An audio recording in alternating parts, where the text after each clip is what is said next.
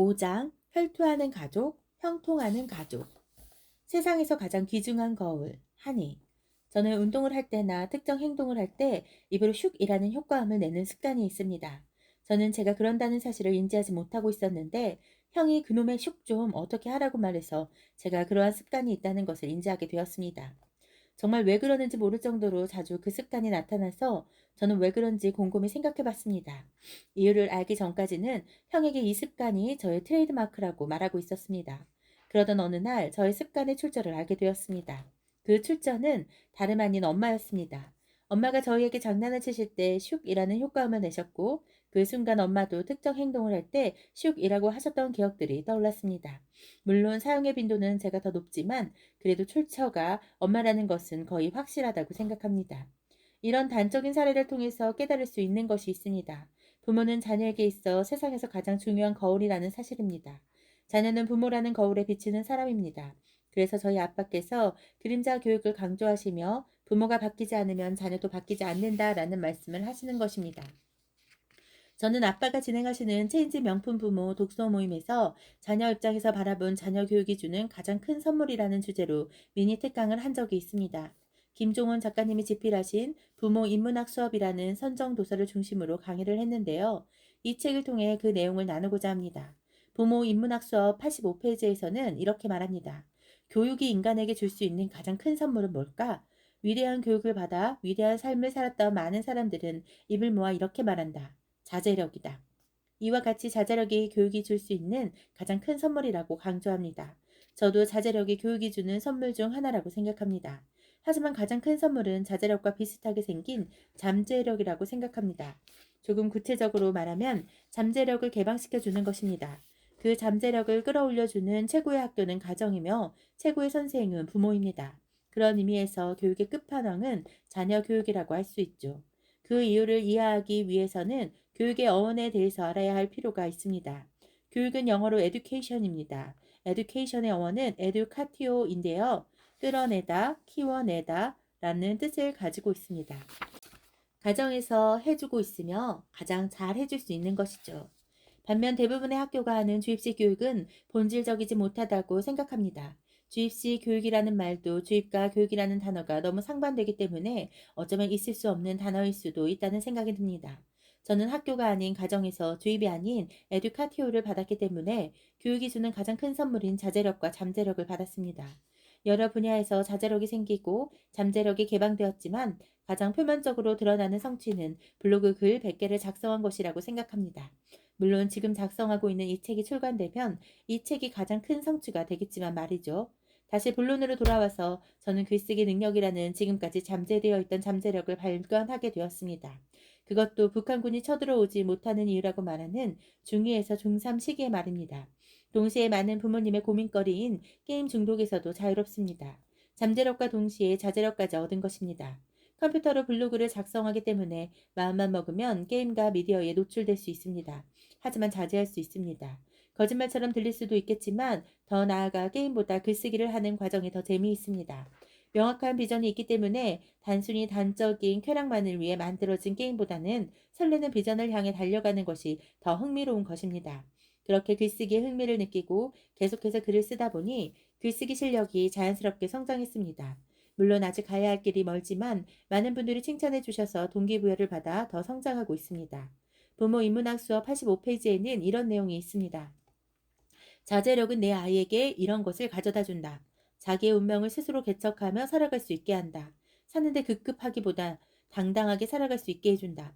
저는 이 말에 적극 동의합니다. 저는 올바른 교육을 통해 자제력을 얻고 잠재력이 개방되었으며 그로 인해 저의 운명을 스스로 개척하며 당당하게 살아가고 있습니다. 나의 자제력과 잠재력은 어디에서 온 것인가? 라는 질문을 해본다면 단연 부모님의 에듀카티오를 통해 왔다고 답할 수 있습니다. 부모 인문학 수업 86페이지에는 또한 이런 내용이 있습니다. 진짜 교육은 지시가 아니라 실천으로 이루어진다. 그러므로 제대로 된 교육을 하기 위해서는 오직 한 사람의 선생만이 필요하다. 바로 아이의 부모인 당신이다. 자녀에게 바라는 모습이 있다면 먼저 그 모습, 즉 거울의 역할을 해야 한다는 것입니다. 저의 아빠는 저의 거울이 되어 주셨습니다. 아빠께서는 저에게 글쓰기를 하라고 지시나 명령을 하지 않으셨으며 아빠는 아빠의 블로그를 꾸준히 채워나가시는 모습을 저에게 보여주셨습니다. 독서도 마찬가지입니다. 저에게 책을 보라고 강요하지 않으셨습니다. 주말에 보상 차원으로 시청하시던 TV 프로그램을 포기하시고 독서하는 모습을 저에게 보여주셨습니다. 유명한 사자성어인 솔선수범을 하신 것이죠. 결론적으로 아빠라는 거울에는 제 모습이 비치게 되었습니다. 전하고 싶은 핵심 메시지는 진정한 교육, 즉 에듀카티오는 학교가 아닌 가정에서 가장 잘 해줄 수 있으며 가정교육을 잘하는 방법은 말이 아닌 행동으로 자녀에게 거울이 되어주는 것이라는 메시지입니다. 선교와 교육의 본질이 같다고 할 수 있습니다. 얼마 전 제가 출석하는 교회에 유대인 교육을 연구하시는 쉐마교육연구원을 설립하신 현용수 박사님이 초청되셔서 말씀을 들을 기회를 얻어 귀한 말씀을 들었습니다. 현영수 박사님은 지상명령이라는 키워드로 신약시대에 아브라함 같은 인물이 없는 이유에 관해 설명해 주셨습니다. 그 이유는 구약시대에는 가정중심의 수직 선교였지만 신약시대에는 가정중심이 아닌 세계를 중심으로 한 수평 선교를 했기 때문이라고 말씀하셨습니다. 수직과 수평 선교 모두 중요하지만 순서에 문제가 있었다는 것입니다. 현용수 박사님은 신약시대 때는 가정보다 세계 선교에 먼저 초점을 맞췄기 때문에 아브라함과 같은 믿음의 조상이 나오지 않았다는 말씀을 하시며 가정의 중요성을 강조하셨습니다. 진리의 말씀에 가정의 중요성에 대한 이야기가 많이 나오는 것은 우연이라고 볼 수 없습니다. 이런 의미에서 선교와 교육의 본질은 모두 가정으로 같다고 할 수 있습니다. 그리고 가정 안에서는 자녀가 되었으면 하는 모습의 거울이 되어야 하는 것이 핵심이라고 생각합니다. 아빠와 엄마께서 결혼식 축가로 많이 불러주시면서 알게 된 저와 형이 어릴 적부터 듣던 CCM 거울이라는 곡이 있습니다. 그 곡의 가사 중에 이런 가사가 있습니다. 하나님의 축복이 흘러 세상이 아름다운 거야. 하나님을 닮은 우리가 주의 거울이 되어 하나님의 사랑이 흘러 세상이 행복해질 거야.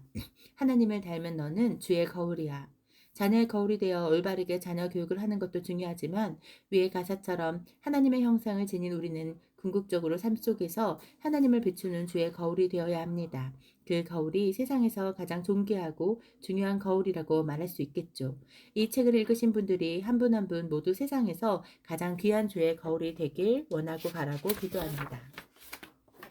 부모의 권위가 자녀 교육의 성패를 가른다. 하니 많은 사람들이 권위 있는 사람이 되려고 노력합니다. 그 이유는 무엇일까요? 권위의 사정적 정의를 안다면 그 이유를 단번에 알 수 있을 것입니다.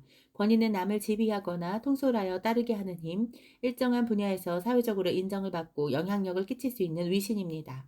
많은 사람들이 권위 있는 사람으로 거듭나고 싶어 하는 이유는 사회적으로 인정을 받고 영향력을 끼칠 수 있기 때문이죠. 모든 사람은 같은 인간에게 인정받고 싶어 하는 욕구와 사회적으로 영향력을 미치고 싶은 욕구를 가지고 있습니다.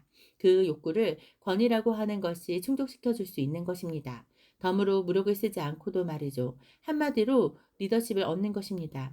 이 세상 모든 부모는 자녀들이 자신을 잘 따라와 줬으면 합니다. 제가 아직 부모가 되어 본 적은 없지만 주변에 계신 부모님들을 관찰하며 모두 이런 욕구가 존재한다는 것을 알 수 있습니다. 그 욕구를 충족하기 위해서는 어떻게 해야 할까요? 위에서 말한 권위 있는 부모가 되어야 합니다. 부모이든 학생이든 직장인이든 권위 있는 사람이 되어야 할 이유는 충분합니다. 그럼 어떻게 권위 있는 사람이 될 수 있을까? 라는 질문을 던져봐야 합니다. 저는 이 질문에 대해 신뢰를 얻어야 한다고 답하고 싶습니다. 자신을 굳게 믿고 의지할 수 있게 만들어야 권위 있는 사람이 될 수 있는 것입니다. 신뢰를 얻는 세 가지 방법이 있습니다. 1. 경청하기 2. 약속 지키기 3. 책임감 있게 행동하기. 경청한다면 상대는 존중받고 있다는 기분을 느낄 것이고 약속을 잘 지키면 상대는 자신을 중요한 사람이라고 생각하고 있는 걸 느낄 것이며 또한 책임감 있게 행동한다면 믿고 의지할 수 있겠다고 생각할 것입니다. 그리고 이 모든 것을 완벽하게 실천하신 분이 바로 예수님이십니다. 그래서 역사상 가장 권위 있으신 분이며 지금까지도 수십억 명이 따르는 이유이기도 합니다. 그들이 여리고에 이르렀더니 예수께서 제자들과 허다한 무리와 함께 여리고에서 나가실 때에 디메도의 아들인 맹인거지 바디메오가 길가에 앉았다가 나사렛 예수란 말을 듣고 소리질러 이르되 다윗의 자손 예수여 나를 불쌍히 여기소서 하거늘 많은 사람이 꾸짖어 잠잠하라 하되 그가 더욱 크게 소리질러 이르되 다윗의 자손이여 나를 불쌍히 여기소서 하는지라. 예수께서 머물러 서서 그를 부르라 하시니 그들이 그 맹인을 부르며 이르되 안심하고 일어나라. 그가 너를 부르신 다음에 맹인이 겉옷을 내버리고 뛰어 일어나 예수께 나아오거늘 예수께서 말씀하여 이르시되 내게 무엇을 하여 주기를 원하느냐. 맹인이 이르되 선생님이여 보기를 원하나이다. 예수께서 이르시되 가라 내 믿음이 너를 구원하였느니라 하시니 그가 곧 보게 되어 예수를 길에서 따르니라. 마가복음 10장 46절에서 52절 말씀. 위의 말씀에서 알 수 있듯 많은 사람들은 부르짖는 맹인 바디메오에게 잠잠하라며 꾸짖었지만 예수님은 바디메오의 말에 경청하셨으며 결국 그를 치유해 주셨습니다. 그리고 바디메오는 예수님을 따르게 되었습니다. 예수님은 경청을 통해 권위를 얻으신 것입니다. 예수님은 불가능할 것 같은 약속도 지키시는 분이었습니다. 대표적인 사례가 마태복음 20장에 나오는 부활 약속이라고 할 수 있습니다. 예수님은 제자들에게 십자가에 못 박힐 것이나 제3일에 부활하실 것이라고 부활을 약속하셨습니다. 그리고 불가능할 것 같던 그 약속을 지키셨고 그로 인해 더욱 많은 사람이 예수님을 굳게 믿고 의지하며 따랐습니다. 예수님의 책임감은 말할 것도 없습니다. 예수님의 일생 자체가 하나님이 주신 비전과 사명에 대한 책임감 그 자체였기 때문입니다. 모든 순간에 비전을 위한 사명감을 가지고 임하셨으며 한순간도 시간을 허비하지 않으셨습니다. 그 결과가 예수님이 일으키신 모든 기적과 역사라고 할 수 있습니다. 그런 의미에서 책임감 강한 사람이 되기 위해서는 명확한 비전과 정체성이 있어야 한다고 말할 수 있습니다. 예수님의 사례를 통해 알 수 있듯 경청하고 약속을 지키며 책임감 있게 행동하면 권위 있는 사람이 될 수 있습니다. 부모의 입장에서는 자녀가 믿고 따를 수 있는 권위 있는 부모가 될 수 있는 것입니다. 믿음이 핵심입니다. 믿음이라는 것은 참 중요한 역할을 하는 것 같습니다. 믿음 덕분에 존재하는 것이 얼마나 많은지 아시나요? 숫자 0도 믿음에 의해 탄생했습니다. 실제로는 존재하지도 볼 수도 없기 때문입니다. 그런데 이 0이라는 세상에 존재하지 않는 것이 세계 경제의 바탕이 되었습니다. 0이 없으면 경제는 제대로 순환하지 않을 것입니다. 언어도 마찬가지입니다. 지금 저는 책을 쓰고 있습니다. 그런데 여러분은 이것이 책이라는 것을 어떻게 아십니까? 이것은 사실 책이 아닙니다. 우리가 책이라고 믿는 것뿐이죠. 믿음이 없었다면 이 세상의 모든 언어는 존재할 수 없었습니다. 그렇다면 시간은 어떨까요? 시간이라는 개념은 어디서 나왔을까요? 지금 1시 39분이라고 나와 있습니다. 그런데 정말 1시 39분일까요? 아닙니다. 대한민국 국민들이 지금이 1시 39분이라고 믿는 것 뿐입니다. 그런데 이 시간이라는 개념이 없으면 어떻게 될까요? 전 세계 사람들이 혼란을 겪으며 인생을 허비할지도 모릅니다. 어쩌면, 아니 확실히 믿음이라는 요소가 우리가 살고 있는 세상을 지탱하고 있다고 할 수 있습니다. 모든 물질은 원자로 이루어져 있다고 합니다. 그 원자 안에는 아원자들이 존재합니다. 그런데 놀라운 사실은 그 아원자들 사이는 비어 있다는 것입니다. 그리고 그 비어 있는 공간을 무엇이 지탱하는지 발견되지 않아서 과학자들은 이것을 에너지라고 정의했다고 합니다. 히든 솔루션에서 나온 내용을 조금 빌리자면 제가 앉아서 글을 쓰고 있는 의자도 제가 누르고 있는 키보드도 모두 거의 진공 상태라고 할 수 있죠. 이렇게 생각하면 이 세상은 에너지로 이루어져 있다고 말할 수 있습니다. 그 에너지 중에서 저는 믿음이라는 에너지가 가장 강력하다고 생각합니다. 석탄, 석유, 전기의 공통점이 무엇일까요? 바로 에너지원이라는 것입니다.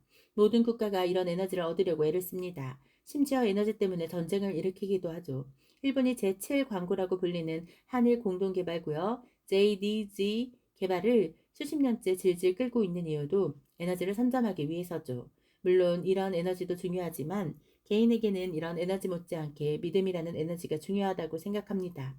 믿음이 신의 존재를 알 수 있게 해주고 세상을 만들며 권위를 얻을 수 있고 결론적으로 자녀 교육도 성공하게 해주기 때문입니다. 석유나 전기가 있었더라도 믿음이 없었다면 인류는 아무것도 할 수 없었을 것입니다. 권위 있는 사람이 되어 자녀 교육, 인간관계에 성공하는 것도 다를 바 없습니다. 믿음이라는 가장 강력한 에너지를 얻으면 됩니다. 그것을 가장 잘 실천한 인물이 예수님이십니다. 우리는 예수님의 자녀답게 살아가면 믿음 있으며 믿음을 얻기까지 하는 사람이 될 수 있을 것입니다. Today a reader, tomorrow a leader. 비인이 현재 저희 형제는 경제, 경영과 투자, 자기계발, 인문학, 심리학, 역사, 수학, 과학, IT, 프로그래밍, 건축, 미래시대, 교육, 영성 등등 다양한 분야의 많은 책을 폭넓게 읽으며 지식과 교양을 쌓아나가고 있습니다. 최고의 자원인 책을 10분 활용하여 배우고 깨달으며 하루하루 성장하고 있죠. 이러한 독서를 통해 저희는 사장에서 소개했듯이 여러 프로젝트를 경영하여 많은 아이들의 독서 멘토가 될 수 있었고 이번 글의 제목처럼 읽는 자에서 이끄는 자로 변화할 수 있었습니다. 저희 형제를 처음 만나신 대부분 부모님들께서는 스스로 수익을 창출하여 책을 구매함으로써 최고의 투자처인 자신에게 투자하고 자기 주도하여 독서하고 형제가 함께 나누는 저희 모습을 보시고는 약간의 부러움 담긴 질문을 저와 동생 한이에게 던지십니다. 비니 한이는 어릴 때부터 책을 많이 읽어서 지금 그런 모습이 나올 수 있는 거죠? 이 질문에 저희는 이렇게 대답합니다. No.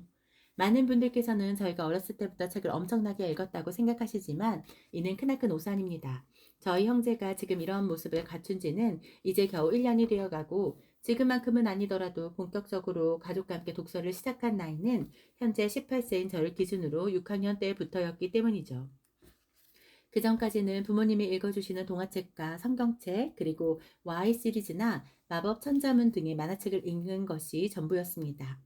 사실 6학년 때도 저는 축구를 광적으로 좋아했었기에 독서는 거의 하지 않았죠. 아마 대부분의 아이가 이러한 모습이지 않을까 싶습니다. 어린아이이기에 당연히 뛰어노는 것이 좋고 순수하고 자유로운 영혼들이기에 자신들이 원하는 것을 하고 싶을 것입니다. 저희도 마찬가지였습니다. 마냥 뛰어노는 것이 좋았던 어린아이였죠. 그러나 저희에게는 특별한 부분이 하나 있었습니다. 바로 스마트폰입니다. 저희에게는 스마트폰이라는 장애물이 없었습니다. 이 글을 쓰고 있는 지금을 기준으로 18세, 학교는 다니지 않지만 굳이 표현하자면 고등학생 2학년인 저도 아직까지 스마트폰을 사용하지 않고 있죠. 그 대신 폴더블폰이 아니라 폴더폰을 아주 잘 사용하고 있습니다. 독서에 있어서 가장 큰 장애물은 스마트폰입니다. 저희도 스마트폰을 눈앞에 두지 않았던 환경 설정이 없었다면 지금만큼의 독서력은 가지지 못했을 것입니다. 그러므로 이 글을 읽고 계시며 자녀가 자기 주도하는 독서력을 갖추길 원하는 모든 부모님께 조심스럽게 권면드립니다. 아이들이 자연과 운동장, 놀이터와 사람은 가까이 하되 스마트폰만큼은 최대한 거리를 둘 수 있도록 지혜롭게 인도해 주시길 바랍니다. 다시 본론으로 돌아와서 결국 현재 책을 미친 듯이 읽고 있는 저희도 불과 몇 년 전까지는 책을 거의 읽지 않았다는 것이 지금까지 풀어냈던 이야기의 핵심입니다. 그러면 여기서 근본적인 질문을 던질 수 있죠. 과연 비니아니 형제는 어떤 이유에서 어떻게 변화하게 되었는가? 이 질문에 대한 답은 바로 부모님입니다. 의아해하실 수 있습니다. 자기 주도라는데 어떻게 부모님이 변화의 원인인지 의문점을 가지는 분들도 있을 거라 생각합니다. 하지만 부모님께서는 저희 형제에게 책을 읽으라고 말하지 않으셨습니다. 강요도 하지 않으셨고 또 어떤 조건도 일절 내세우지 않으셨습니다. 저희 부모님께서는 그저 책 읽는 모습을 저희에게 보여주셨습니다. 그리고 거실에 책상을 세팅함으로써 책을 읽을 수 있는 환경을 제공해 주셨습니다. 그게 다였습니다.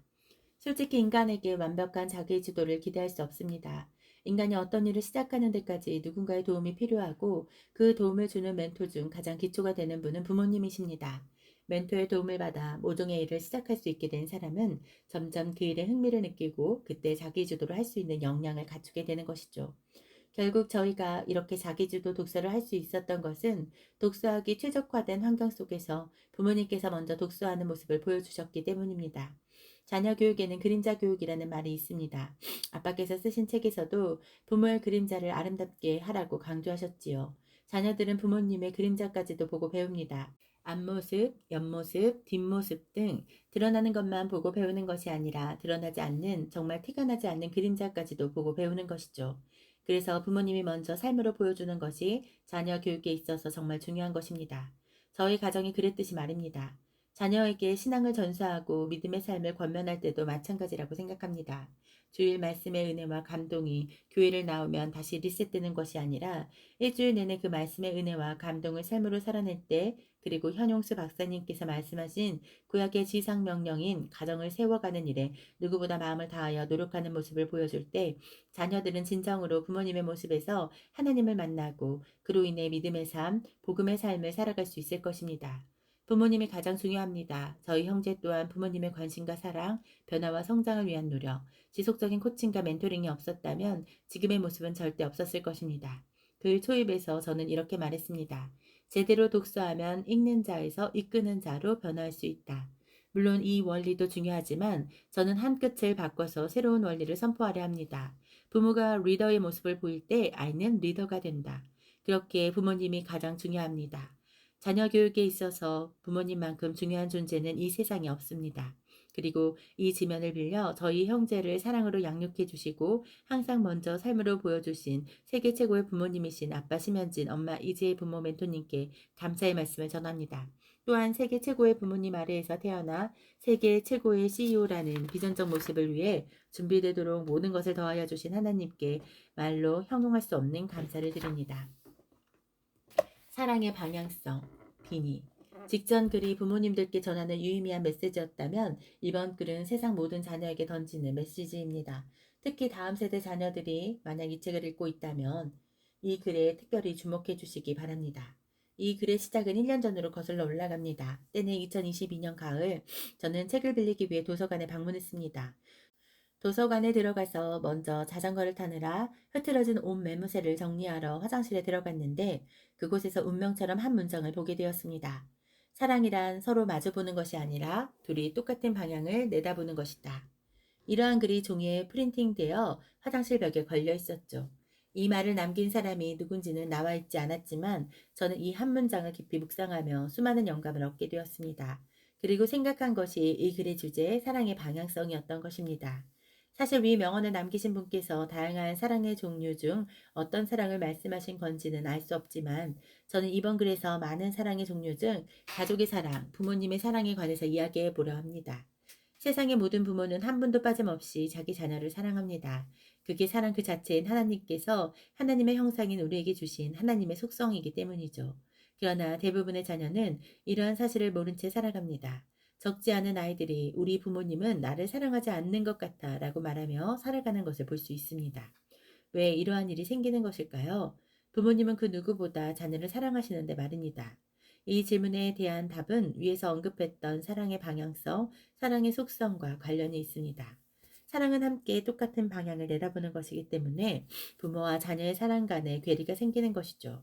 반대의 가설을 세워보겠습니다. 만약 사랑이 함께 같은 방향을 바라보는 것이 아니라 마주보는 것이었다면 자녀들도 부모님의 사랑을 손쉽게 인지하고 똑같이 부모님을 사랑할 수 있을 것입니다. 하지만 요즘 아이들을 보면 부모님을 사랑하기는커녕 공경하지도 않는 모습이 너무나 쉽게 보이는 것 같습니다. 이는 사랑이 같은 방향을 바라보는 것임을 방증해주는 사례이죠. 결론적으로 사랑은 같은 방향을 바라보는 것입니다. 그러나 같은 방향을 바라본다고 하더라도 그 방향에 있는 한 대상을 보는 시각은 모두 다 다를 것입니다.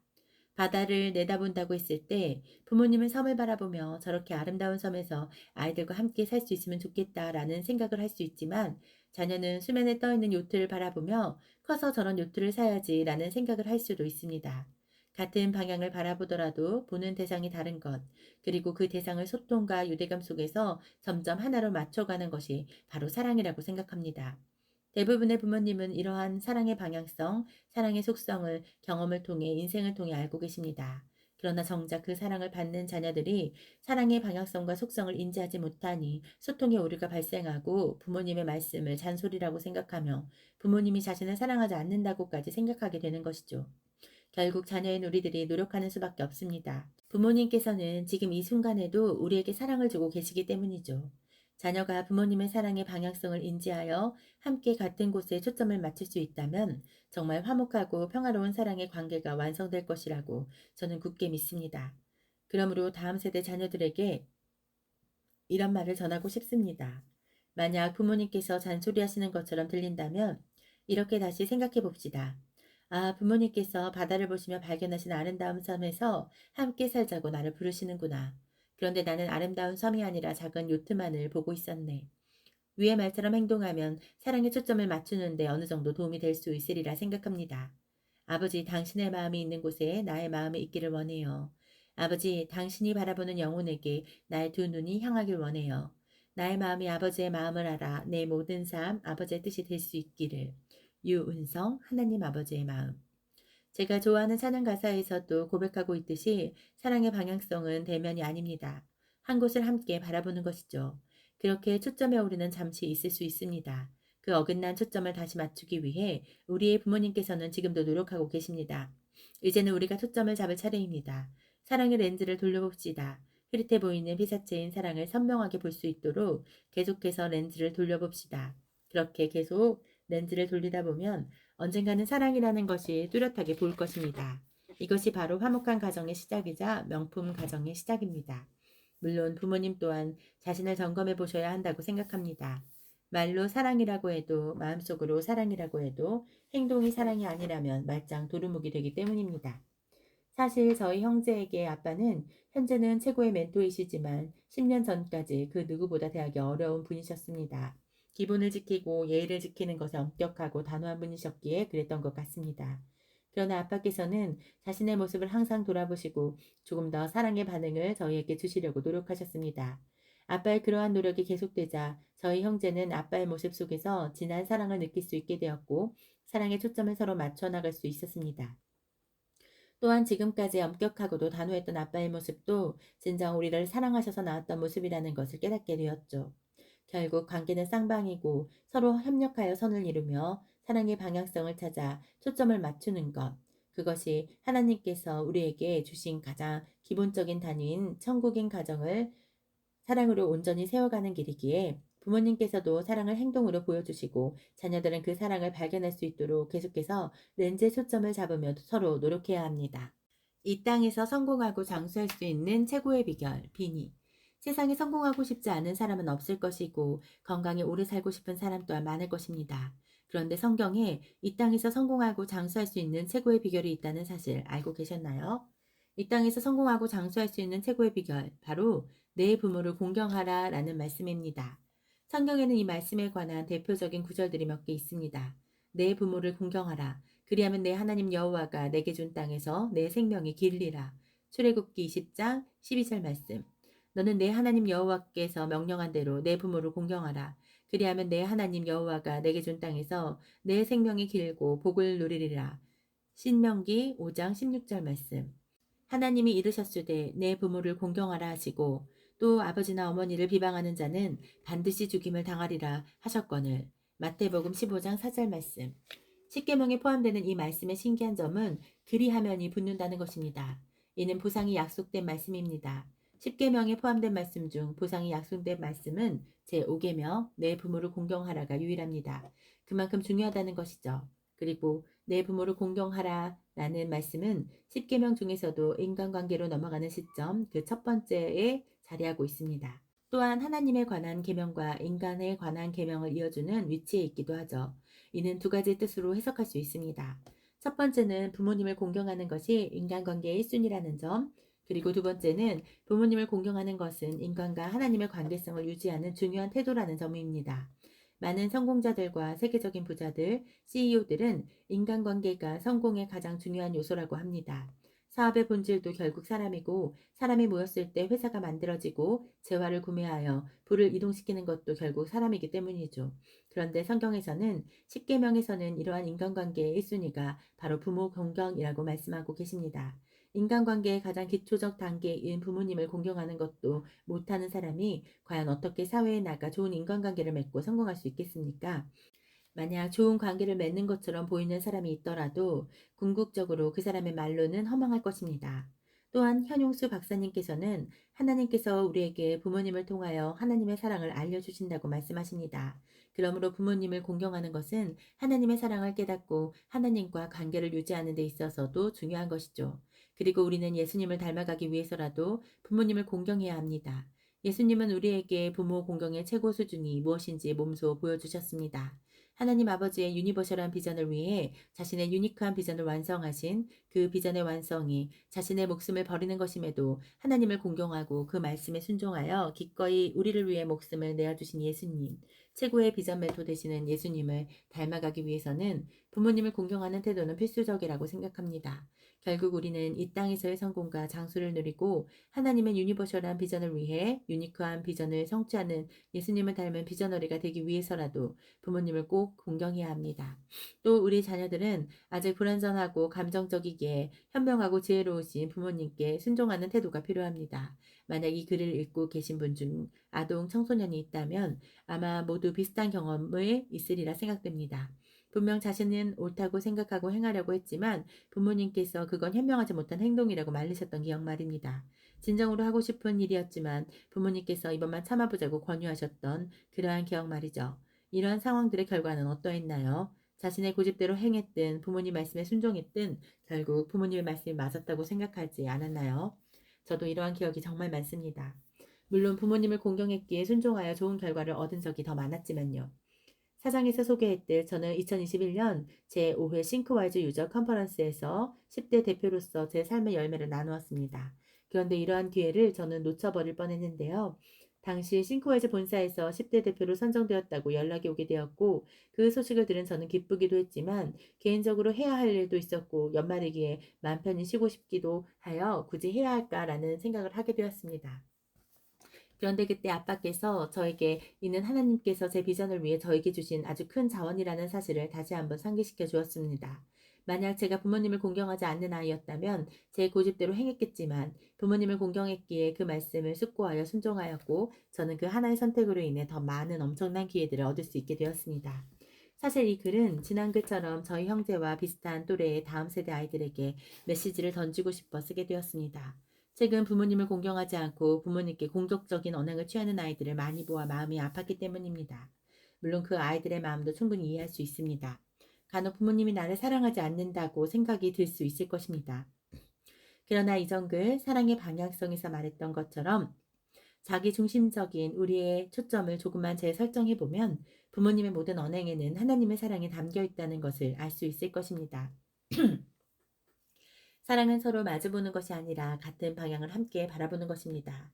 같은 방향을 바라보는 것이기에 그 시야각은 너무나 넓고 그 넓은 시야각 안에서 초점을 하나로 모으기는 쉽지 않습니다. 그러나 부모님께서는 우리를 언제나 사랑의 초점으로 보고 계십니다. 우리가 그 초점을 찾지 못할 뿐이죠. 부모님께서 우리의 초점을 맞춰주길 바라는 그런 이기적인 생각은 버려야 합니다. 우리의 초점은 부모님에 대한 사랑이 아니지만 부모님의 초점은 우리에 대한 사랑이기 때문이죠. 그러므로 우리가 바뀌어야 합니다. 부모님 사랑의 초점에 우리를 맞춰 나가야 합니다. 내리사랑의 반이어가 무엇인지 아나요? 아마 대부분이 모를 것입니다. 그만큼 손 윗사람이 손 아랫사람을 사랑하는 내리사랑은 당연하게 생각하면서도 손 아랫사람이 손 윗사람을 사랑하는 것에 대해서는 우리는 너무나 무관심했던 것이 아닐까 생각해 봅니다. 내리사랑의 반이어는 치사랑입니다. 이 치사랑을 할 수 있어야 합니다. 부모님을 공경할 때 하나님께서는 우리에게 성공과 장수의 축복을 주신다고 약속하셨습니다. 그리고 우리는 삶으로 살아내고 성공함으로써 하나님의 이름을 영화롭게 해야 합니다. 그렇게 성공과 장수를 위한 내 부모를 공경하라는 이 계명은 목숨 걸고 지켜야 한다고 생각합니다. 물론 부모님을 공경한다고 부모님을 사랑한다고 무조건적인 복종과 순종을 하라는 것은 아닙니다. 그럴 일은 없겠지만 부모님이 은행에서 돈을 훔치라고 말씀하신다면 여러분은 순종하실 건가요? 아닐 겁니다. 이는 무조건적인 순종과 복종이 답이 아니라는 것을 알려줍니다. 그러면 우리는 어떻게 부모님을 공경해야 할까요? 이번에도 이찬수 목사님께서 저에게 위대하고 영적인 깨달음을 주셨는데요. 목사님께서는 공경이 두 가지로 이루어져 있다고 말씀하셨습니다. 그 첫 번째는 존중입니다. 출애굽기 20장 12절의 공경은 사실 공경이 아닙니다. 이 말씀을 히브리어 원어로 보면 공경의 위치에는 카베드라는 단어가 사용되었다고 합니다. 이는 무겁다라는 뜻을 가지고 있습니다. 결국 부모님을 경히 여기지 않고 존중하는 것이 진정으로 공경하는 모습입니다. 두 번째는 격려입니다. 현재 우리 사회는 인정과 격려의 인색한 모습으로 변하였습니다. 그렇게 대부분 우리의 부모님들은 밖에서 인정과 격려 그리고 사랑을 받지 못하시죠. 그래서 우리는 부모님께 격려와 사랑을 드려야 합니다. 저희 형제는 부모님을 세계 최고의 부모님이자 세계 최고의 비전 멘토라고 부모님을 부르고 항상 공식적인 자리에서도 이를 당당히 선포하며 격려하고 있습니다. 남들이 어떻게 생각하든 저희는 상관하지 않죠. 저희에게 부모님은 언제 어디서든지 세계 최고의 부모님이시자 최고의 비전 멘토이십니다. 또한 저희는 부모님 말씀을 존중하되 분별하고 있습니다. 물론 부모님께서는 99.9% 하나님의 비전적 진리 안에서 말씀하시기에 거의 모든 부분에 있어서 감사함으로 순종하지만 말이죠. 제대로 알아야 제대로 살아날 수 있는 것이 삶의 이치라고 볼 때 어린 나이에 성경적 부모 공경과 형통의 원리를 깨닫게 해주신 주님께 감사드립니다. 다시 한번 정리해 봅니다. 공경은 무조건적인 순종과 복종이 아닙니다. 부모님 말씀을 경히 여기지 않고 존중하며 격려해 드리는 것이 바로 공경입니다. 그러므로 우리 모두가 부모님을 존중하고 격려하며 공경을 실천할 수 있기를, 그리하여 하나님 여호와께서 우리에게 주신 땅에서 장수하고 복을 누리게 되기를 원하고 바라고 기도합니다. 또한 매주 주일마다 거룩하고 영적인 깨달음을 주시는 이찬수 목사님, 그리고 이 글에 부족함을 깨닫게 해주시고 뼈밖에 없던 이 글에 살을 덧붙일 수 있도록 피드백해 주신 아빠께 이 지면을 빌려 특별히 감사를 전합니다. 256조짜리 관점의 재해석 한이. 제가 한창 블로그 글을 열심히 쓸 때 256조짜리 관점이라는 제목의 글을 쓴 적이 있습니다. 그 당시 아마존닷컴의 창립자인 제프 베이조스의 개인 재산이 256조로 추정되었는데요. 256억도 아니고 256조라니 실감되지 않으실 것입니다. 이 돈은 하루에 70억씩 100년을 써도 모두 소진할 수 없는 금액입니다. 평생 70억, 아니 7억도 모으기 힘든데 하루에 70억씩 100년을 써도 남는 금액이라니 실로 엄청나다고 할 수 있습니다. 평범했던 아메리칸 아저씨는 어떻게 256조라는 부를 축적할 수 있었을까요? 제프 베이조스의 모든 노하우를 전수받을 수는 없지만 제프 베이조스 인생의 터닝포인트를 통해 얻을 수 있는 지혜는 있습니다. 그의 인생의 터닝포인트는 누가 봐도 창업을 결정하고 원래 다니던 직장에서 퇴사했을 때라고 생각합니다. 제프 베이조스가 직접 인생의 터닝포인트라고 말한 것은 아니지만 한 인터뷰에서 256조의 거부를 얻을 수 있었던 이유에 대해서 그 순간에 얻은 지혜 덕분이라고 언급했습니다. 그 인터뷰 내용을 대화 형식으로 요약해 보았습니다. 질문자. 당신이 30살 때 좋은 직장을 다니고 있었을 때 어떻게 사업을 하겠다는 결정을 한 건가요? 지금 보면 당연히 잘한 선택이죠. 리스크가 보상되었으니까. 하지만 그때는 성공할 줄 몰랐잖아요. 제프 베이조스. 당연히 몰랐습니다. 저는 제 직업이 좋았지만 상사에게 인터넷 북스토어를 만들 거라고 했어요. 아내에게도 말했는데 그녀는 저를 응원해 주었습니다. 그리고 그만둔다는 말을 상사에게 했는데 상사도 엄청 좋은 아이디어라고 말해줬습니다.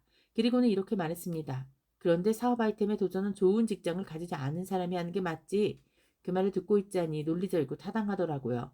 그리고 이틀간 더 생각해 보라시기에 다시 생각해 보기 시작했습니다. 그때 제가 배우게 된 개인적 결정을 내리는 방법이 있습니다. 내면에서 말하는 무언가를 결정할 때 내가 생각해낸 최고의 방법은 미래의 80세 관점에서 생각하는 것입니다. 내가 80세가 되었다고 가정하면 살아온 날들의 후회를 최소화하고 싶을 것입니다. 그런데 가장 큰 후회는 행동하지 않은 것에서 시작됩니다. 가지 않았던 길이나 기회들, 그 후회들은 우리를 계속 쫓아옵니다. 그리고 했으면 어땠을까라는 상상을 하죠. 그래서 그 관점으로 상황을 바라봤고 생각을 해보자마자 너무 분명해졌습니다. 내가 80세가 되었을 때 절대 후회하지 않을 일은 나의 가슴을 뛰게 하는 도전이라는 것이었습니다. 비록 실패하더라도 말이죠. 실패해도 후회는 하지 않았을 것 같습니다. 오히려 도전한 나에게 자랑스러울 것 같더라고요. 그리고 동시에 느꼈습니다. 후회가 평생 쫓아오리라는 것을 시도조차 안 한다면 말이죠. 그리고 80세에 후회할 것을 알았습니다. 시도조차 안 한다면 100% 후회할 것이 뻔했습니다. 그런데 도전을 한다면 실패해도 0% 후회할 생각을 하니 도전하게 되었고 지금 이 자리까지 왔습니다. 그때 제프 베이조스가 80세 관점에서 생각하지 않았다면 지금의 아마존 제국과 세계적인 부자 제프 베이조스는 존재할 수 없었을 것입니다. 사람은 실패보다는 시도하지 않은 것에 대한 후회를 더 크게 받아들입니다. 그렇기 때문에 내가 80세가 되었을 때 후회하는 것은 무엇일까? 라는 제프 베이조스의 질문은 강력한 것 같습니다. 그 강력한 질문을 가지고 살아간다면 분명 매 순간 현명한 선택을 하는 사람이 될 수 있을 것입니다.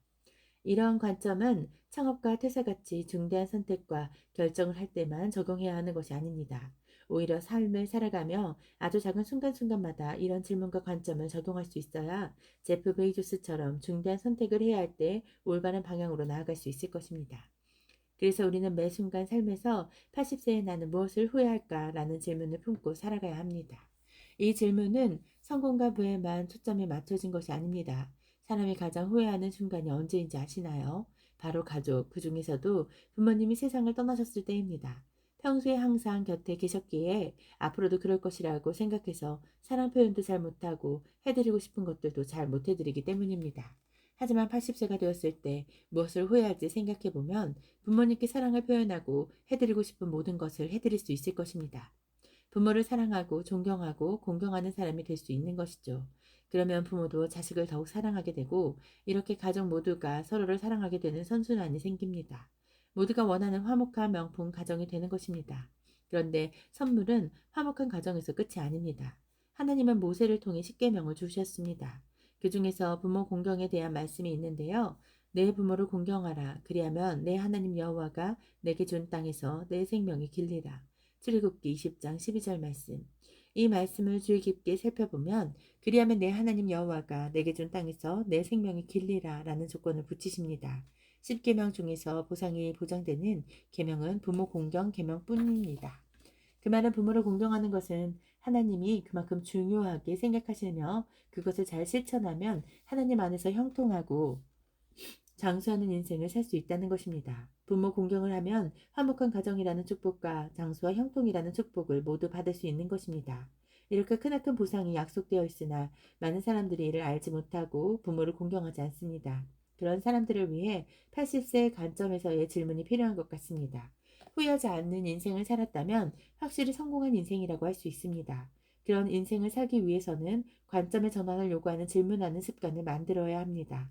그 질문이 바로 80세에 내가 가장 후회할 것은 무엇일까이죠. 이 질문에 대한 솔직한 답을 실천하고 실행하는 인생을 살아간다면 하나님 안에서 장수와 형통을 누리는 축복받은 사람이 될 수 있을 것입니다. 실패로 인한 아픔은 날이 갈수록 흐려지고 자신을 강하게 하지만 후회로 인한 아픔은 시간이 갈수록 선명해진다는 사실을 기억하시며 형통하는 인생을 살아가시길 축복합니다. 감사회로 공사를 시작합니다. 하니 그러므로 너희가 그리스도 예수를 주로 받았으니 그 안에서 행하되 그 안에 뿌리를 박으며 세움을 받아 교훈을 받은 대로 믿음에 굳게 서서 감사함을 넘치게 하라. 골로새서 2장 6절에서 7절 말씀. 이 말씀은 2023년 5월 14일 분당 우리교회 이찬수 목사님이 설교하신 말씀의 주제입니다. 평소에도 감사의 중요성에 대하여 익히 알고 있었지만 이날의 설교 말씀을 통해 더 많은 인사이트를 얻을 수 있었습니다.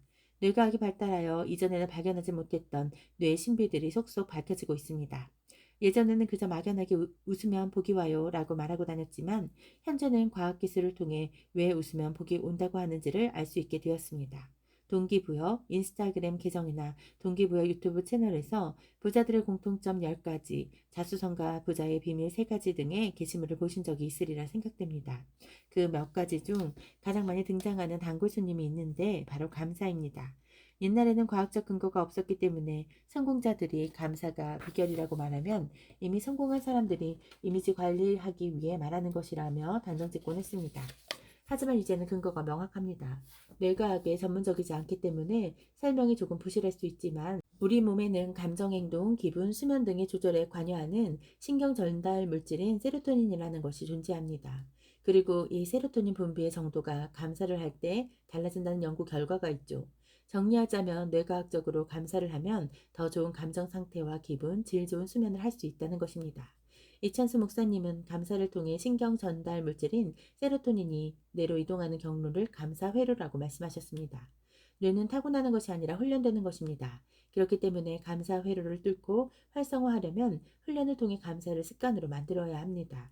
저는 보통 사람들보다 자유를 더 추구합니다. 그래서 억지로라는 말을 별로 좋아하지 않습니다.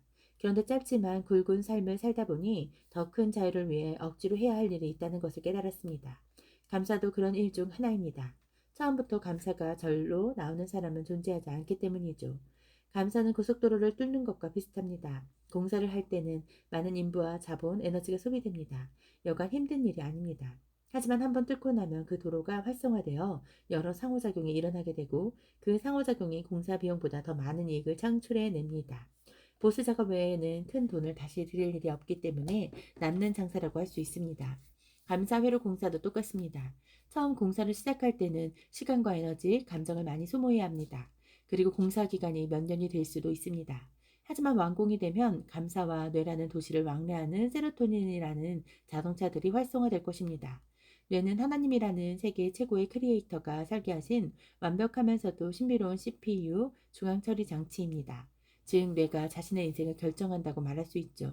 그런 뇌에 활발한 상호작용을 할 수 있는 감사 회로를 만든다는 것은 인생을 바꾸는 행동이라고 할 수 있습니다.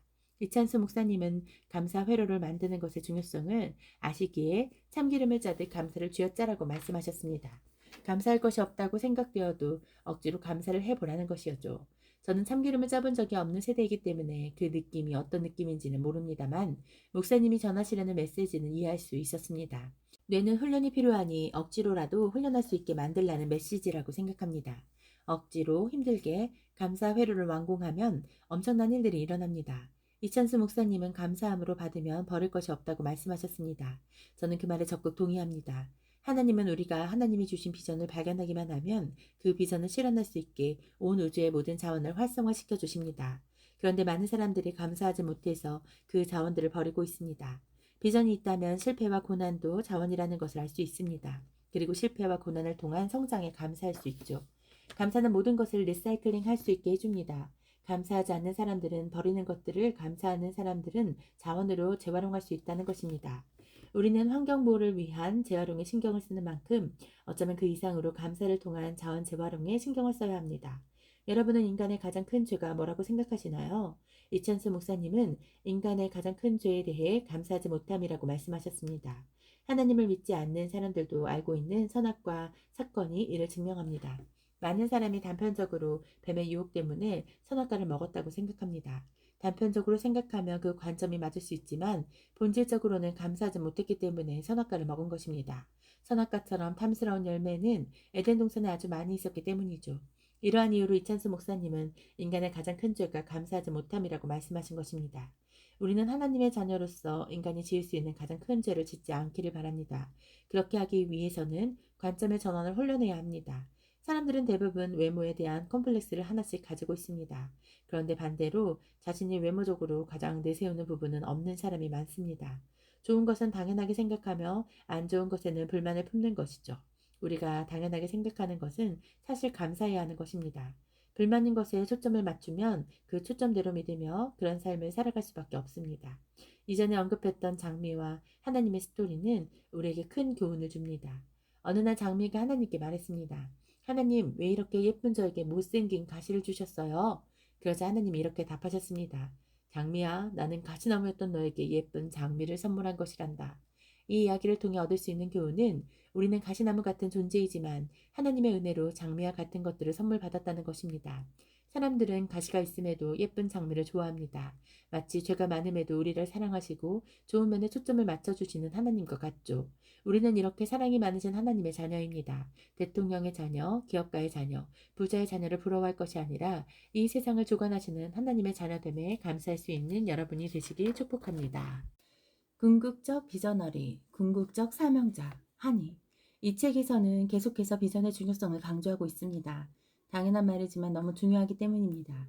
저는 항상 속도보다는 방향이라는 말을 합니다. 아무리 열심히 살아봐도 방향이 올바르지 않다면 다시 돌아가는 데에만 더 큰 에너지가 필요하기 때문입니다. 이제는 너무 식상한 비유가 되었을 수 있지만 올바른 곳에 사다리를 놓지 않으면 다시 내려와 다른 곳에 사다리를 다시 놓고 올라가야 하는 것입니다. 비전이 중요한 이유는 꿈이 중요한 이유와 비슷합니다. 둘 다 목적지의 역할을 하기 때문입니다. 다만 비전은 더 특별합니다. 우리는 구매할 물건을 고를 때 원산지를 고려합니다. 원산지에 따라 품질이 달라지고 그것이 믿음의 정도를 결정하기 때문입니다. 비전이 꿈과 차별화된 이유도 이와 같습니다. 원산지로 비유하자면 비전의 원산지는 하나님이시며 꿈의 원산지는 인간이기 때문입니다. 어느 원산지에 더 믿음이 갈까요? 불완전한 인간일까요? 완전하신 하나님일까요? 이러한 이유로 비전은 특별한 것입니다. 꿈은 인간이 막연히 바라는 것이라고 할 수 있습니다. 하지만 비전은 이미 이루어진 미래라고 볼 수 있습니다. 비전 멘토링의 창시자이신 샬롬 김 박사님의 저서 비전에서에서는 비전에 대해 이렇게 말하고 있습니다. 인간은 존재적으로 현재라는 시간과 여기라는 공간 속에서 살아가도록 되어 있다. 현재가 아닌 시간은 과거 기억을 통하여 활용할 뿐이고 미래에 대하여는 알 수가 없다. 그러나 미래를 유일하게 알 수 있는 방법이 비전이다. 소망 차원의 꿈은 미래에 대하여 되었으면 하는 것이지만 하나님께서 주시는 비전은 미래라는 이 시간에 이미 완성된 실체이다. 그 실체를 오늘 보는 것이 비전이다. 이처럼 우리는 비전을 통해 인간의 영역이 아닌 미래를 볼 수 있습니다. 하나님의 자녀로서 하나님의 능력에 특권을 누릴 수 있는 것이죠. 비전은 하나님의 비저너리만 누릴 수 있는 특권이자 우리의 삶을 이끄는 가장 완전한 목적입니다. 그래서 계속 강조하는 것이고요. 그런데 비전에 대해 강조하면 이런 말을 하는 사람이 꼭 있습니다. 너무 미래에 대해서만 말하는 거 아니야? 나는 현재의 변화가 필요하다고. 요즘 사람들이 열광하는 MBTI로 정의해보자면 저는 직관적이고 추상적인 N의 성향이고 이런 말을 하는 사람은 감각적이고 구체적인 S 성향인 것입니다. 저는 이런 말을 하는 사람들에게 이렇게 말합니다. 명확하고 온전한 비전이 있으면 현재의 변화는 일어날 수밖에 없습니다. 비유를 하자면 세트 메뉴와 같은 것이죠. 그 이유를 알려면 비전과 더불어 아주 중요한 사명의 정의를 알아야 합니다. 비전에서에는 사명을 비전의 정의는 사명이 가장 이상적으로 완성되었을 때의 아름다운 모습이라고 했다. 그에 비해 사명은 비전을 완성하기 위하여 헌신하고 집중해야 할 어떤 일이라고 할 수 있다라고 정의합니다. 또한 비전이 존재의 목적지라고 한다면 사명은 존재의 목적이다라고도 정의합니다. 비전은 목적지에 대한 모습이며 사명은 그곳으로 가기 위한 최선의 행동이라고 할 수 있는 것이죠. 비전과 사명의 정의를 이해했으면 제가 왜 명확하고 온전한 비전이 있으면 현재의 변화는 일어날 수밖에 없습니다. 라고 말하는지 조금이나마 이해하셨을 것입니다. 비전에서에는 뇌와 비전, 사명의 연관성에 대해 이렇게 설명되어 있습니다. 우리는 미래적이고 직관적이다. 그래서 추상적인 사고를 하는 비전을 잘 지원한다. 반면 좌뇌는 구체적이고 현재적 현실적인 것을 더 잘 지원하기에 현재를 중심으로 한 사명을 잘 지원한다. 저는 얼마 전까지 저 스스로를 사명적인 사람으로 정의하여 살았습니다. MBTI 검사를 했을 때 감각 성향인 S가 나왔으며 좌우 뇌 특성 검사를 했을 때도 좌뇌 성향으로 나왔기 때문입니다. 그래서 삶에서도 사명적인 것에 초점이 맞춰졌고 저 자신이 비전에는 약하다고 생각했습니다. 하지만 간과하고 있던 것이 있었습니다. 바로 비전과 사명은 이분법적으로 나눌 수 없다는 것입니다. MBTI가 위대한 연구인 것은 사실이지만 제가 좋지 않게 보는 이유 중 하나는 사람을 이분법적으로 구분한다는 것입니다. 자신의 성향을 파악하고 보완하기에는 좋은 도구이지만 많은 사람들이 과몰입하여 자신과 타인을 두 개의 잣대로 구분하고 단정짓기 때문에 오히려 역효과가 난 것 같다고 생각했습니다. 사회의 이분법적인 사고에 익숙해져 있었던 탓에 저는 비전과 사명도 이분법적으로 분류하려고 한 것이었습니다. 하지만 비전과 사명, 비전너리와 사명자는 양갈래 길이 아닙니다. 물론 사람마다 한쪽 뇌가 더 발달하고 비전적 또는 사명적 특성을 지닌 사람이 있습니다. 하지만 비전과 사명을 구분할 이유와 필요는 없는 것이죠.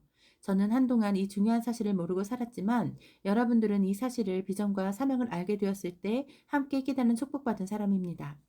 하나님이 주신 비전, 즉 가장 아름다운 미래의 모습을 알면 너무나 설레기 때문에 사명적인 사람이 될 수밖에 없습니다.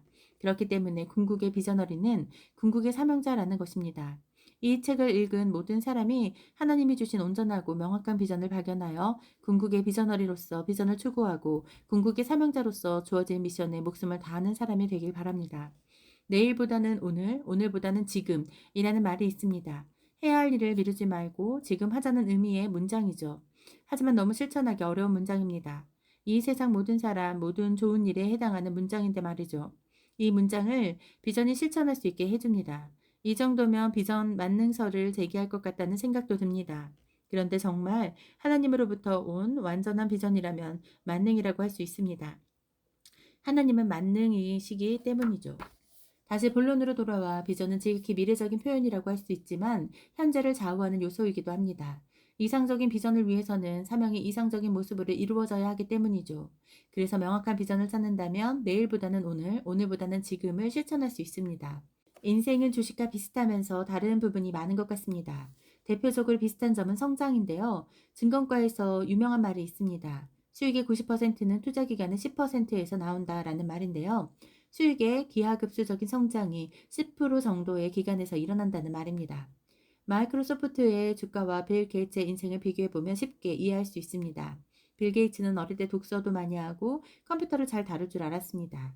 하지만 그것이 빌 게이츠의 몸값을 크게 성장시킨 것은 아니죠. 때로는 컴퓨터를 고장내기도 하고 사고도 많이 쳤습니다. 그런 실수가 빌 게이츠의 인생을 끝내지는 않았습니다. 그저 성장과 실패를 반복했을 뿐이죠. 그러다가 터닝포인트가 찾아옵니다. 마이크로소프트 창업이 그 터닝포인트입니다. 초기에는 어려움을 겪었지만 그 터닝포인트가 엄청난 수십만 %의 성장을 안겨주었습니다. 마이크로소프트의 주가도 비슷합니다. 초기에는 미미한 성장과 실패를 반복했으며 닷컴 버블로 인한 폭등과 폭락도 겪었습니다. 하지만 계속해서 버텼고 결국 2010년을 넘어가며 기하급수적인 주가 성장을 보여주었습니다. 이처럼 주식과 인생은 닮은 점이 있습니다. 큰 성장까지는 인내가 필요하다는 것이죠. 많은 사람들이 인내하지 못하고 주가가 폭등하기 전에 다른 주식으로 갈아탑니다. 인생도 마찬가지고요. 주식과 인생의 다른 점도 있습니다. 주식을 하는 사람들은 이런 말을 합니다. 아, 이때 살 걸. 하지만 인생을 사는 사람은 이런 말을 합니다. 아, 하루라도 빨리 할 걸. 주식은 정확한 타이밍이 중요하지만 인생에서는 한시라도 빨리 하는 것이 중요합니다. 그리고 그것을 명확한 비전이 도와줄 것입니다. 여러분이 궁극의 비저너리, 궁극의 사명자로서 기하급수적으로 성장하시길 원하고 바라고 기도합니다. 한 번 더의 복리 효과. 한이 2021년부터 2022년까지 1년 동안은 금융 공부에 전념했다고 말할 수 있을 정도로 경제와 금융에 관한 공부를 열심히 했습니다. 금융 공부를 하다 보니 꼭 부자가 될 목적이 아니더라도 투자를 해야 내 돈을 인플레이션으로부터 지켜낼 수 있다는 사실을 깨달았습니다. 그래서 접근성이 높아 미성년자도 할 수 있는 주식에 투자해야겠다고 생각해서 주식에 대한 공부와 투자를 병행하기 시작했습니다. 그 과정에서 투자와 사업 분야의 롤 모델 중 한 분인 워런 버핏을 알게 되었죠. 워런 버핏은 자신이 복리의 마법을 통해 부자가 되었다고 말씀하셨습니다. 물론 워런 버핏의 거대한 부를 복리로만 정의할 수는 없지만 워런 버핏의 부를 복리로 설명할 수 있습니다. 저도 투자를 잘하고 싶었기 때문에 이 세상에서 가장 성공한 투자가라는 평가를 받는 워런 버핏이 강조한 복리에 관해 공부했습니다. 복리에 대해 알아보니 괜히 복리의 마법이라는 말이 있는 것이 아니라는 것을 알 수 있을 정도로 큰 힘을 가지고 있었습니다. 그렇게 복리의 마법에 대해 알게 되고 계속해서 지금까지도 투자를 하고 있으며 미래에도 투자를 하고 있을 것입니다. 그런데 저는 복리의 마법을 알게 된 후 이런 질문을 계속 머릿속에 저장한 채 살아가고 있었습니다. 복리는 돈에 나타나는, 즉 금융권에서만 사용할 수 있는 단어일까? 어쩌면 복리라는 법칙은 어느 분야에나 적용되지 않을까? 질문하는 자는 답을 피할 수 없다 라는 카메룬의 격언은 이번에도 틀리지 않았고 저는 답을 우연히, 아니 질문을 했기에 얻을 수 있었습니다. 평소 책을 구매하거나 구경하기 위해 교보문고를 자주 방문하는데 어느 날 에드 마일렛이라는 사업가이자 동기부여 전문가의 한 번 더의 힘이라는 책을 발견했습니다. 내용이 좋아서 구매하여 책을 읽던 중 이런 문장을 발견했습니다. 성공이란 기대치를 충족한 상태가 아니다. 진정한 성공, 연속적인 성공이란 기대치를 뛰어넘는 상태를 뜻한다. 한 번 더 시도는 타인이 100% 성과를 거둘 때 110%의 성과를 올리게 한다. 이 10%가 모여 더 크고 더 뛰어난 결과물을 만들어낸다. 이 문장을 보자마자 복리는 금융권에만 국한된 용어가 아니라는 것을 확신했습니다. 그리고 이 현상을 저의 나름대로 한 번 더의 복리 효과라고 재정의했습니다. 도전이든 시도든 실행이든 실천이든 남들보다 한 번 더 한다는 것은 남들이 100을 할 때 자신은 110을 하는 것이라고 할 수 있습니다. 한 번일 때는 자연수 10이라는 크지 않은 수입니다. 여러 번이라고 하더라도 복리의 반대 개념이라고 할 수 있는 단리로 계산한다면 기하급수적으로 늘어나지는 않습니다. 정해진 만큼씩만 늘어나는 것이죠. 하지만 지식과 기술 등의 성장은 단리가 아니라 복리와 같습니다. 배경 지식이 축적될수록 새로운 분야에 발을 들이는 것은 점점 수월해지기 때문이죠. 그 복리의 마법을 누리느냐 마느냐를 결정하는 것은 한 번 더 하느냐 마느냐에 따라 좌우된다고 할 수 있죠.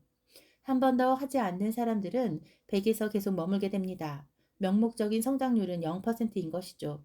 하지만 한 번 더 해서 10을 계속 축적하는 사람은 기하급수적 성장을 이루게 됩니다. 한 번 더를 10번 반복하면 100은 259.37이 됩니다.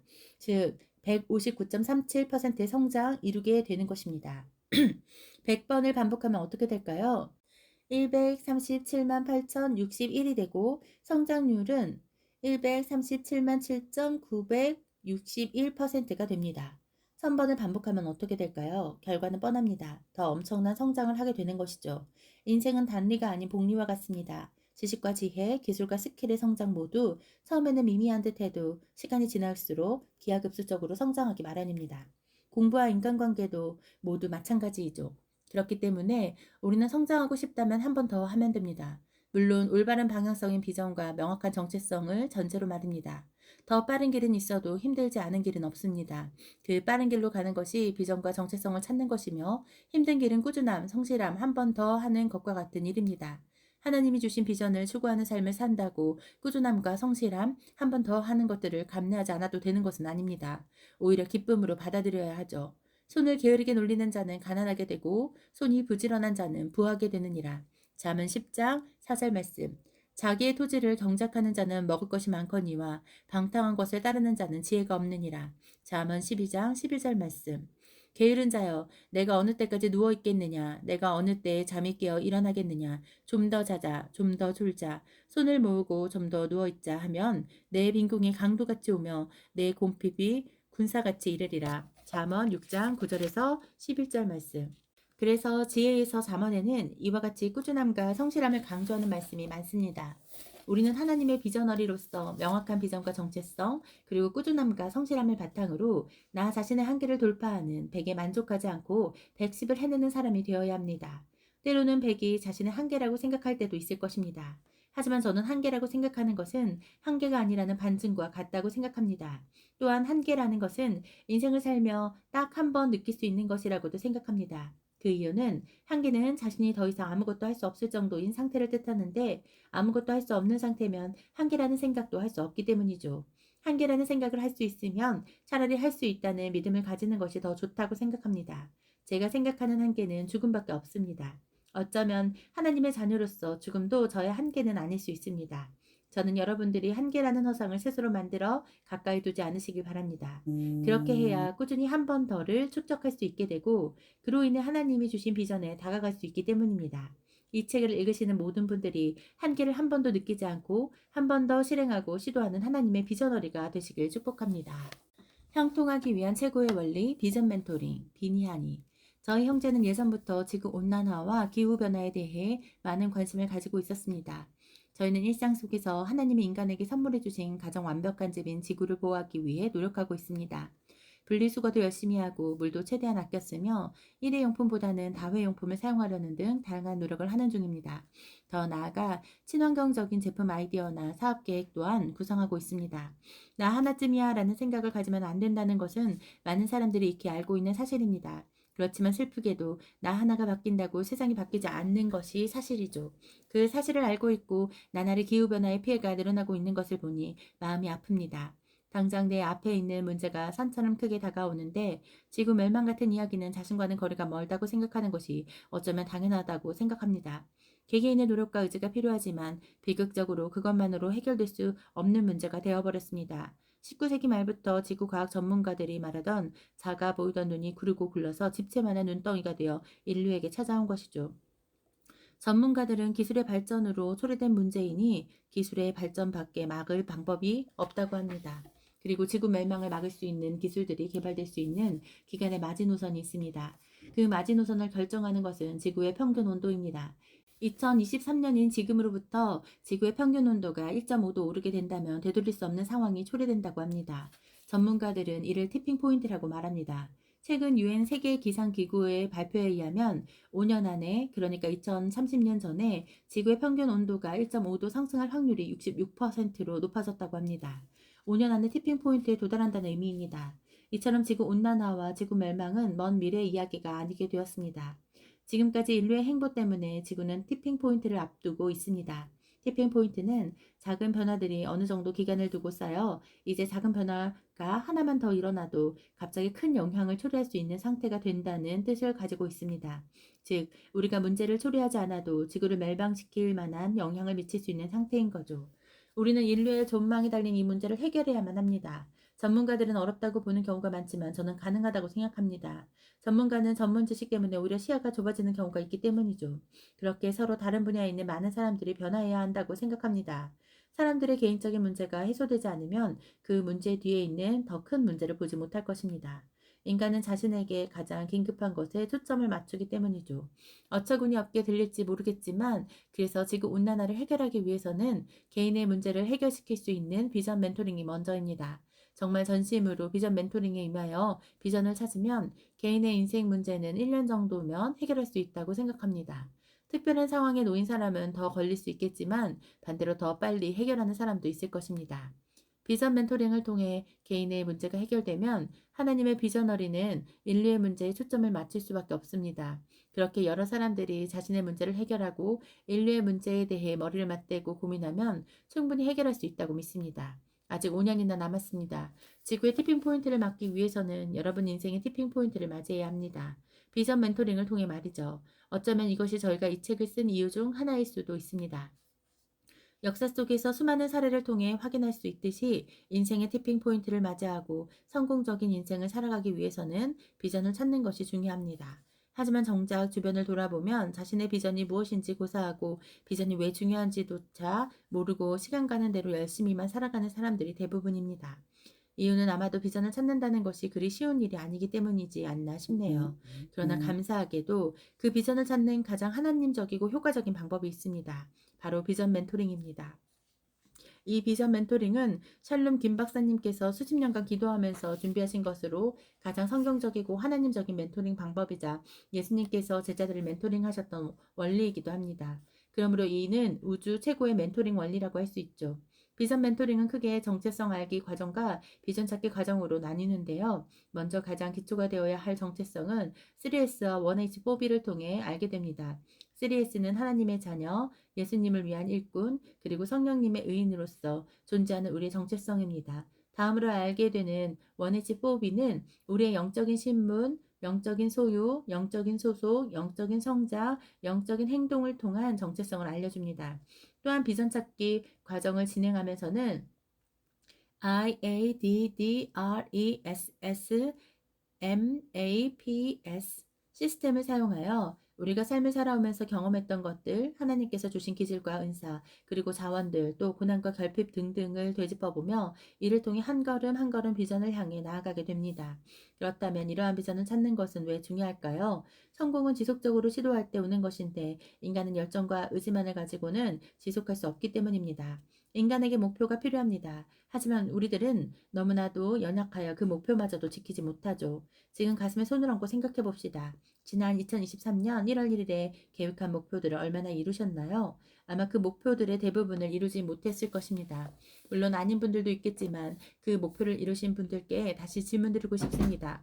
그 목표를 이름으로써 여러분들의 삶이 티핑포인트를 맞이하게 되었고 삶이 뒤바뀌는 경험을 하셨나요? 만약 이 질문까지 예스라고 답할 수 있는 분들은 지금 당장 이 책을 덮으셔도 됩니다. 하지만 그렇지 않다면 지금부터 나누는 메시지에 조금 더 집중해 주시기 바랍니다. 인간이 아무리 목표를 세우고 성취해도 궁극적인 목적이 없다면 이보다 허망한 것은 없을 것입니다.